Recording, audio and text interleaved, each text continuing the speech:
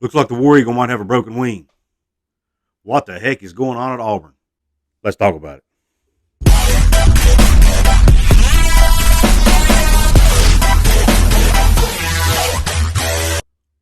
What is up, college sports fans, fellow members of Mountaineer Nation? This is Couz, coming to you once again with another episode of Couz's Corner.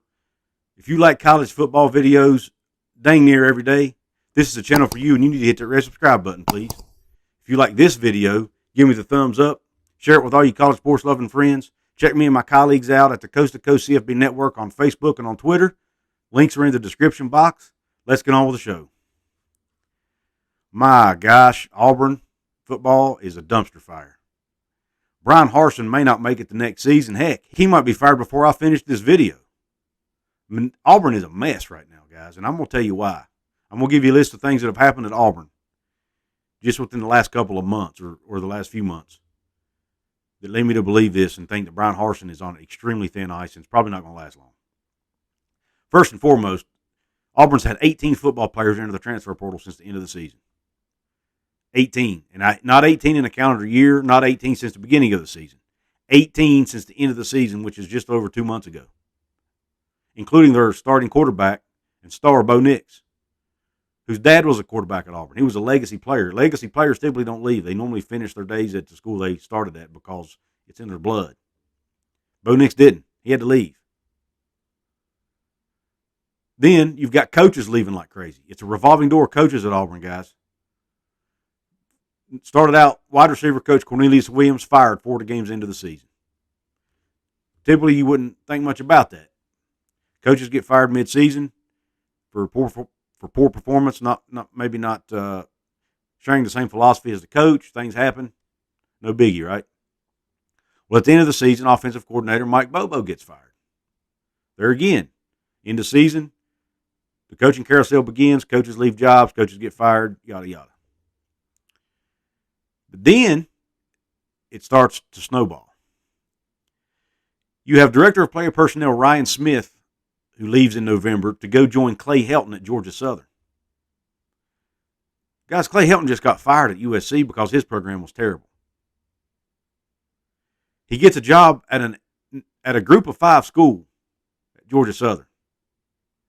So Ryan Smith leaves a job at an SEC school to join a coach who just got fired at a non-Power 5 school. Let that sink in for a minute.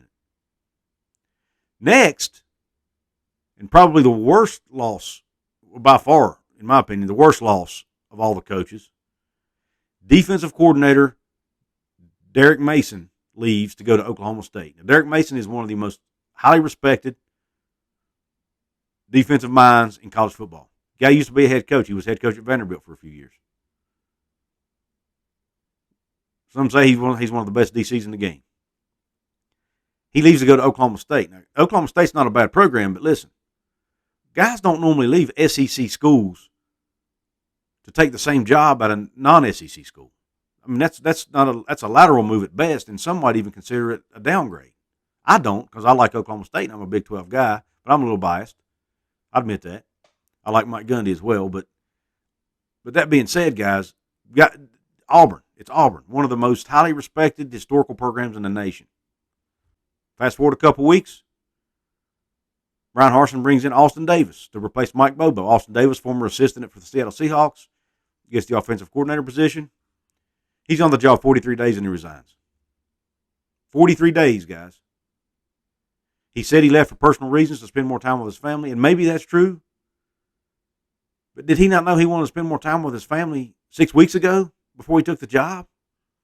And when you add in all the other pieces to this puzzle, I just think there's more to that story. And Austin Davis wanted to take the high road and not throw anybody under the bus. That's what I think. Auburn fans, if you're watching, you let me know what you think. Do you think Austin Davis left for personal reasons? And also, do you think Bryan Harsin is going to last much longer at Auburn? And what do you want to happen? Do you want him to leave, be fired? I want your opinions on this.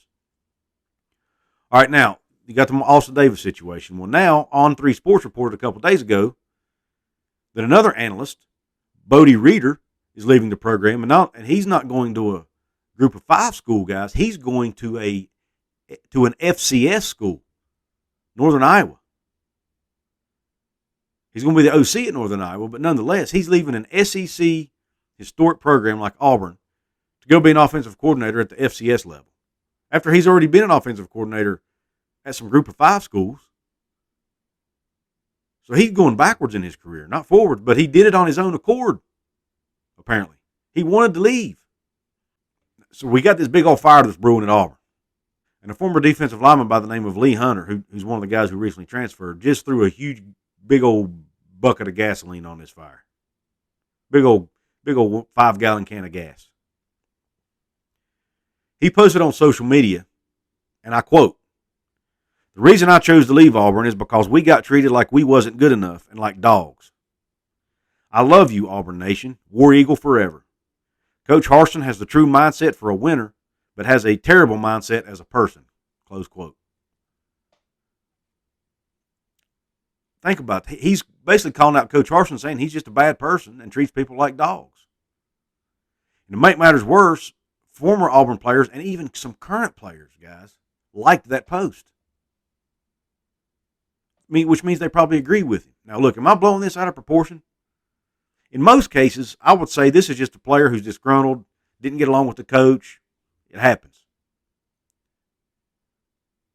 But when you add this into all the other chaos that's going on, all the coaches that are leaving, taking downgrades, by the way, all the other players are in the portal, it just don't add up to me, guys. It doesn't add up to a good outcome for Auburn football, in my opinion. It looks like Bryan Harsin's running this program into the ground. Look, I don't know much about Bryan Harsin. Haven't followed. I know he was the Boise State coach for a long time, but I didn't know a lot about him. But this is nuts.